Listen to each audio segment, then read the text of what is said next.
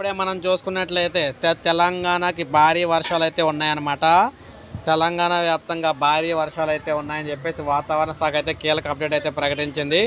So మీరు చూసుకున్నట్లయితే కీలక అప్డేట్ అయితే రావడం జరిగింది. 3 రోజుల పాటు భారీ వర్షాలు అయితే ఉన్నాయని చెప్పేసి వాతావరణ శాఖ అయితే ప్రకటించిందనమాట. తెలంగాణ వ్యాప్తంగా విస్తారంగా వర్షాలతో రాష్ట్రంలో భారీ నుంచి అతి భారీ వర్షాల కారణంగా హెచ్చరికలు కూడా జారీ చేయడం అయితే జరిగిందనమాట.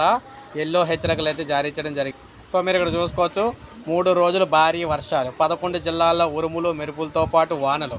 వాతావరణ శాఖ హెచ్చరిక విడుదల, ఎల్లో అలర్ట్ అయితే జారీ అయిందనమాట. హైదరాబాద్లో కూడా భారీ వర్షం అయితే రాబోతూ ఉంది. ముఖ్యంగా చూసుకున్నట్లయితే భారీ వర్షాలకు నిలయం కాబోతూ ఉన్నాయన్నమాట రాష్ట్రంలోని చాలా ప్రాంతాలు.